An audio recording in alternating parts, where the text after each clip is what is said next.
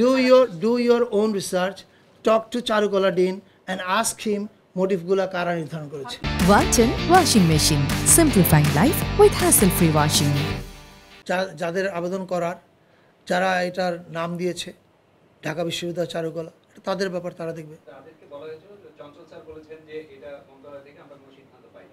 এটা মন্ত্রণালয় তো আবেদন করে না, তো ঢাকা বিশ্ববিদ্যালয় চারুকলা আবেদন করেছে।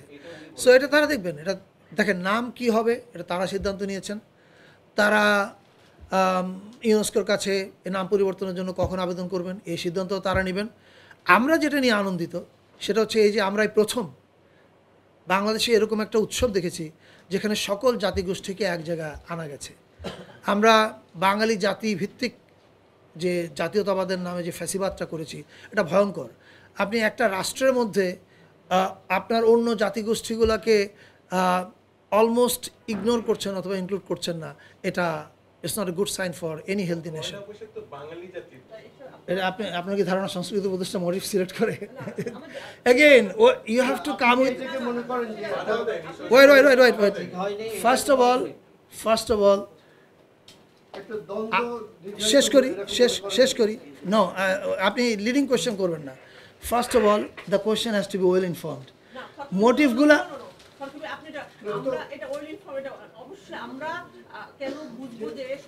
না না প্রথম প্রশ্ন এই প্রশ্ন করি, মোটিভ কে নির্ধারণ করে? না কে নির্ধারণ করে এই প্রশ্নকে আপনি জানেন?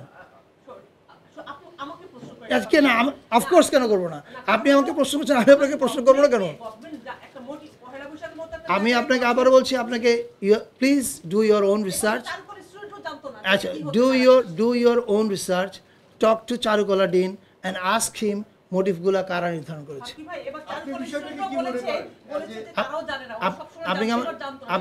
আপনি আমার উত্তরটা শুনতে পেরেছেন? আপনি তাহলে আমি আমাকে সন্তুষ্ট করতে পারলাম। ধন্যবাদ। বলেন কোন বিষয়?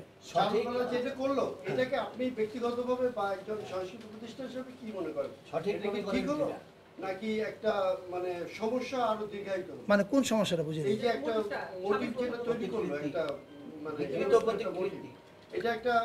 কার মোটিভ? সাবেক প্রধানমন্ত্রী।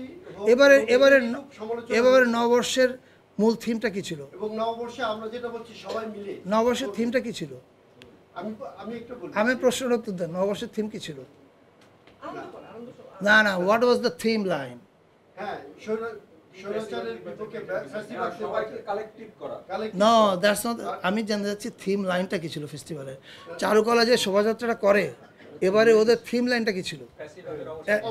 সো হোয়াট ডাজ ইট মিন? তাহলে ফেস্টিভ্যালের একটা মূর্তি যে ওখানে করবে, সেই বিষয়টাকে আপনি কিভাবে দেখছেন? এটা কি ঐক্য হলো? কার সাথে ঐক্য? কার ঐক্য না, সরি, আমি বলছি মানে আমরা সুন্দর জায়গাতে গেলাম নাকি আরো অসুন্দরকে বেশি দিন দীর্ঘায়িত করব? আচ্ছা, ব্যক্তিগত প্রথম কথা হচ্ছে এই যে মোটিভ তারা কি ব্যবহার করবে এটা চারুকলা এবং ঢাকা বিশ্ববিদ্যালয়ের ব্যাপার এবং তাদের সিদ্ধান্ত। এবার আমি একজন সাধারণ নাগরিক হিসেবে আমার ভাবনাটা কি, right?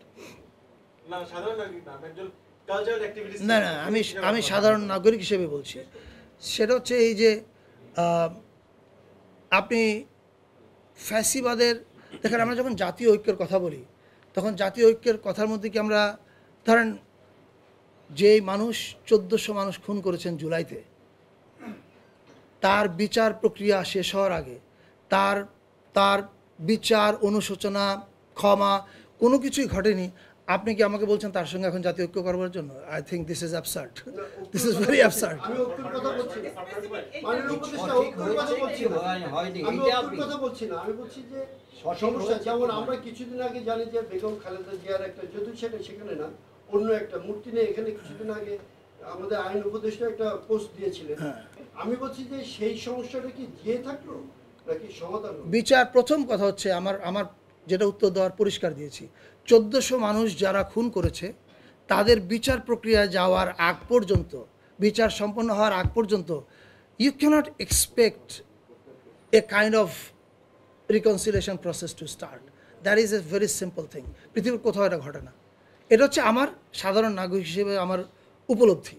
R regarding the motive, that's not my job. এটা হচ্ছে ঢাকা ইউনিভার্সিটি, তারা সিদ্ধান্ত নিয়েছে তারা কী করবে।